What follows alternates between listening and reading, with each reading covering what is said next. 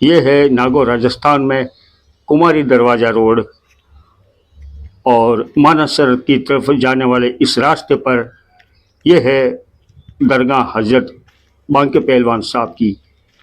یہاں آپ کی درگاہ شریف ہے، اور اب آپ اور ہم جانتے ہیں کہ آپ کا نام بانکے پہلوان صاحب کیسے ہوا۔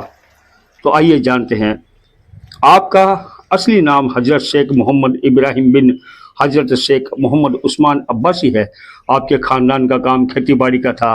کھیتی باڑی کے کام کے ساتھ ساتھ یاد الہی کو اپنا اہم فریضہ بنا لیا تھا۔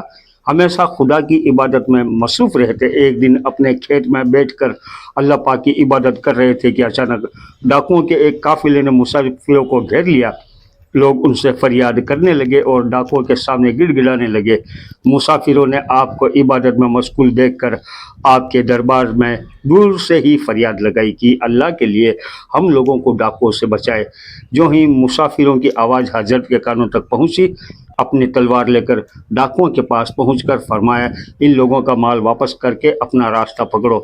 یہ بات سنتے ہی ڈاکوؤں نے حضرت کا مقابلہ شروع کر دیا۔ جب ان میں سے چند لوگوں کو قتل کر دیا گیا تو ان لوگوں نے اتفاق کر کے ایک ساتھ حضرت پر حملہ کر دیا اور ہتھیاروں سے ایسا حملہ کیا کہ حضرت وہیں شہید ہو گئے۔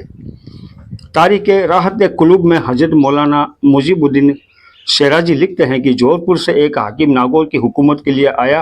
حضرت شیخ محمد ابراہیم عرف حضرت بانکے پہلوان کے مزار کے پاس آ کر عرض کیا کہ اے حضرت، میرے دشمن بہت ہیں، اگر اپنے دشمنوں پر غالب آ جاؤں اور دلی مقصد حاصل کر لوں تو حضرت کی خانقاہ کو آئینے کی طرح چمکا دوں گا۔ حق تعالیٰ نے اس کو دشمنوں پر غالب کر دیا اور اس کی دلی مقصد بھی حاصل ہوا تو اس نے کچھ کامداروں کو بھیجا تاکہ خانقاہ کو تیار کر دے۔ حضرت کی قبر رخ کے مطابق ذرا ترچھی تھی۔ ان کامداروں نے مزار کو شہید کر کے رخ سیدھی کر کے چلے گئے۔ صبح کے وقت آ کر دیکھتے ہیں کہ مزار مبارک پہلے کی طرح واپس ترچھا ہو گیا۔ مزار شریف کو ایک بار پھر شہید کیا گیا اور وہی واقعہ درپیش آیا کہ مزار واپس پرانی حالت میں یعنی پورب سے اتر دشا کی اور ترچھا ہو گیا۔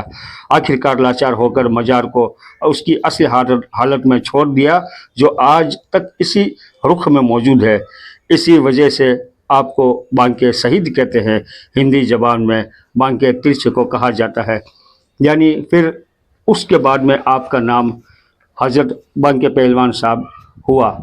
تو اسی طریقے سے یہ واقعہ آپ کو میں نے آپ کے بارے میں بتایا۔ وفات کے وقت آپ کی عمر 40 سال تھی۔ 12 رجب 1033 ہجری میں آپ کی وفات ہوئی۔ ان کا مزار ناگور شہر میں جودھ پور کے راستے پر واقع ہے۔